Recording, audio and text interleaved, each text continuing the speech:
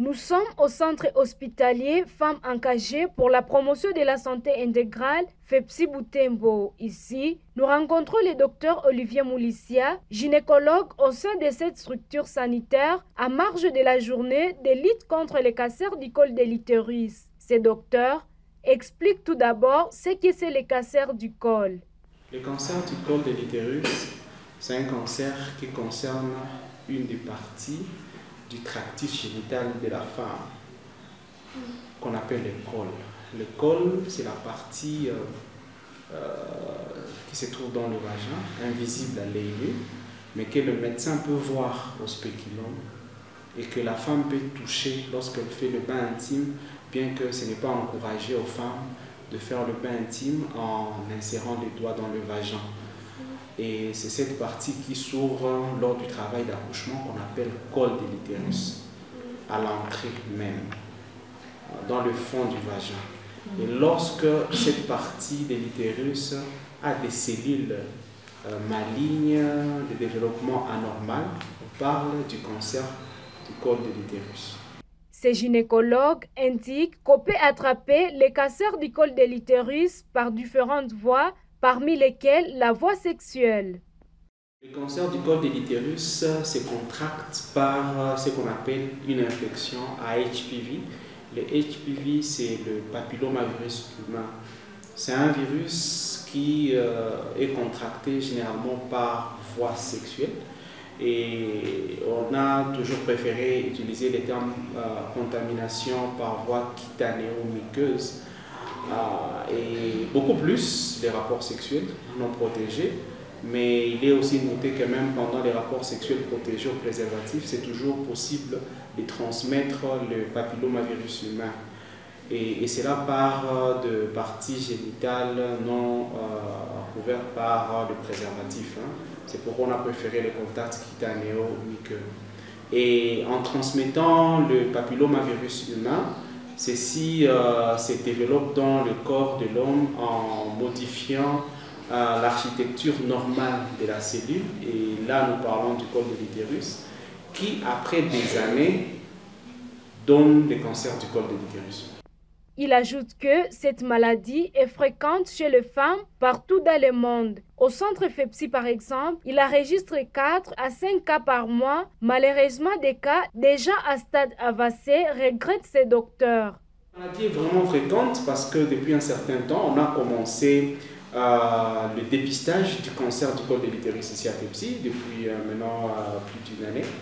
Et le nombre de cas que nous recevons avec des lésions précancéreuses d'abord sont bien importants, les nombres importants.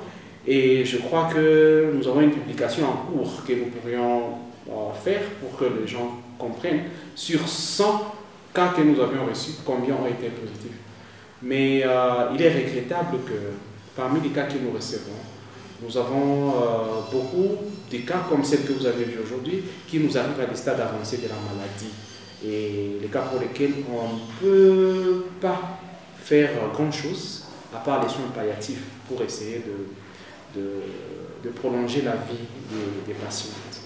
C'est le cas de cette malade qui poursuit les soins ici au centre hospitalier FEPSI depuis plus de 3 jours. Cette maman âgée de 54 ans et mère de 6 enfants a indiqué que, au départ, elle allait bien. C'est seulement après sa période menstruelle qu'elle a constaté que tout n'était plus normal.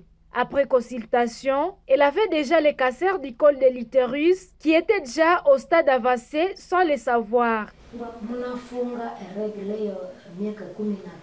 Je ne voyais plus mes règles déjà autour de 50 ans. Mais chose étonnante, l'année passée, j'ai de nouveau réglé. Je suis venue faire les examens. Le docteur m'a dit qu'il faut qu'on enlève mes organes de reproduction. Mais on a fait des médicaments. Quelques jours après, j'ai rechuté. C'est comme ça que je suis internée.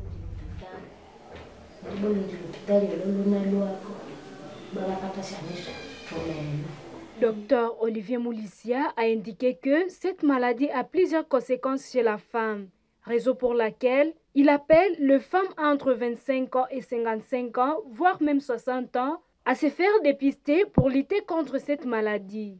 Séquence du cancer du col de l'utérus. Une femme avec cancer du col de l'utérus aura des saignements incontrôlés.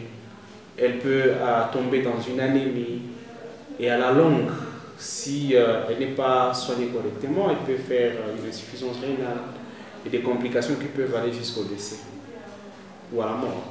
Encourager la population, les femmes en âge de procréation, d'éviter tous les facteurs de risque, d'avoir les rapports sexuels à bas âge, par exemple, c'est à décourager. Les rapports sexuels avec des partenaires multiples. Les femmes qui sont en âge de la procréation, d'éviter d'avoir des grossesses trop nombreuses ou des accouchements trop rapprochés. Mais aussi à cette catégorie des femmes de pouvoir passer pour le dépistage du cancer du col de l'utérus régulièrement afin d'éviter cette maladie. Les thèmes retenus pour cette année à marge de la journée de lutte contre les cancers du col de l'utérus est « Agissons ensemble pour lutter contre les cancers du col de l'utérus ».